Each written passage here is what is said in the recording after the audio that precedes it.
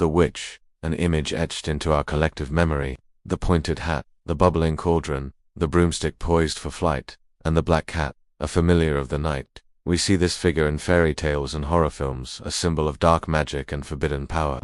But what if this icon of fear wasn't born from spells and sorcery, but from something far more ordinary? What if the true story behind the witch is a tale of business, buyer, and the brutal suppression of independent women? To find the answer, we must journey back to the cobbled streets and smoky hearths of medieval Europe. Between the 12th and 15th centuries, long before the rise of industrial breweries, beer was a household staple. It was more than just a drink. It was a source of calories, a social lubricant, and often a safer alternative to the frequently contaminated water sources of the time. And the masters of this essential craft were overwhelmingly women. They were known as alewives or brewsters. Brewing wasn't just a domestic chore, it was a vital cottage industry, a way for women to earn their own money and support their families. They brewed in their homes using knowledge passed down through generations, transforming simple ingredients, water, grain, and yeast into the ale that fueled daily life. These women were entrepreneurs in a world that offered them few opportunities. To sell their surplus ale, they needed to advertise. In a bustling, often illiterate marketplace, visual cues were everything. How do you make yourself seen in a crowd? You wear a tall pointed hat. This wasn't a symbol of malevolence. It was a practical piece of business attire, a beacon rising above the heads of potential customers. The alewife's hat announced her presence and her product, much like a modern-day sign. This simple marketing tool, worn by hard-working women, would later be twisted into the menacing spire of the fairy tale witch. The advertising didn't stop with the hat. To signal that a new batch of ale was ready for sale, an alewife would place a broom outside her door or above her stall. This wasn't for flight, it was an invitation. A broom, or sometimes a bundle of sticks called an ale stake, was a clear, universal symbol. Good ale sold here. It beckoned thirsty patrons into the home, turning a domestic space into a public house. It was a simple, effective way to communicate with the local community. So the next time you see a witch clutching her broomstick, remember, it might not be a vehicle for soaring through the night sky, but a remnant of a medieval open for business sign. Inside the alewife's home, the centerpiece of her operation was the cauldron, a large black iron pot, constantly simmering over an open fire. In it she would boil the grain and water, the wort. In the first crucial step of the brewing process, steam would billow from its depths, filling the air with the earthy, sweet smell of malt.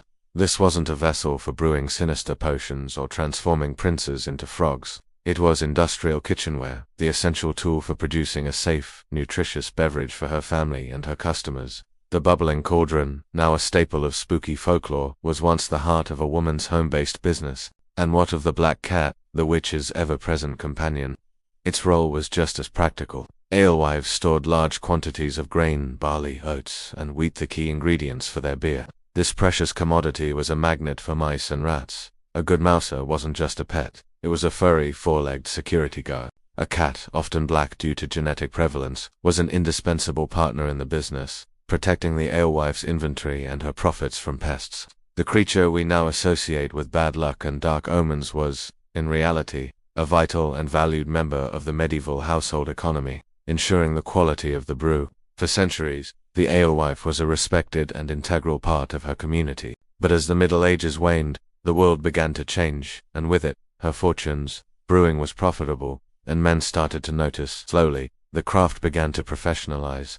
Male-dominated guilds were formed, controlling production, setting prices, and lobbying for regulations that pushed small-scale female brewers out of the market. Brewing moved from the home to the dedicated brewery, from a woman's craft to a man's trade. Women who continued to brew independently were now seen not as entrepreneurs, but as unregulated, untrustworthy competitors. This economic shift coincided with a period of profound social anxiety. Europe was ravaged by plagues, famines, and the upheaval of the Reformation. In times of fear and uncertainty, people searched for scapegoats. The church, wary of women who lived and worked outside the direct control of a husband or father, began to view these independent alewives with suspicion. An unmarried or widowed woman who earned her own living, controlled her own finances, and held a central role in the community was a threat to the established patriarchal order. She didn't fit the mold. Propaganda and satire became powerful weapons. In popular art and religious sermons, the image of the alewife was deliberately corrupted. She was depicted as dishonest, watering down her beer or overcharging her customers. She was portrayed as morally loose, her home tavern a den of sin and temptation.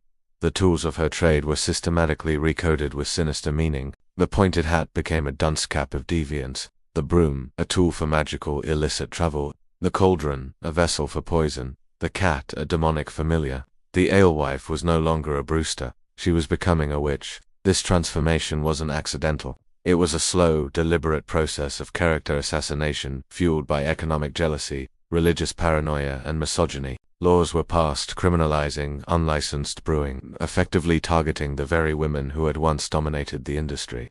As the great European witch hunts began to ignite, this newly crafted archetype provided a ready-made template for accusation. Was a woman, old, single, and living on the margins of society. Did she know about herbs and brewing?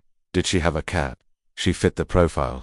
The successful businesswoman of one century became the condemned witch of the next. So, the enduring image of the witch, this figure of folklore and fur, may not have its roots in actual magic at all.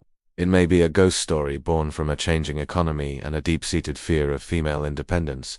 The symbols we associate with witchcraft are likely the ghost images of the alewife's trade, her memory distorted and erased by those who sought to take her power. The story of the witch is a chilling reminder of how easily a woman's success can be reframed as a threat, her tools of enterprise twisted into symbols of evil. It suggests that perhaps the most terrifying thing about the witch, to the society that created her, was not that she could fly, but that she could stand on her own 2 feet. Thank you for watching. If you found this story illuminating, consider subscribing for more journeys into the hidden corners of history.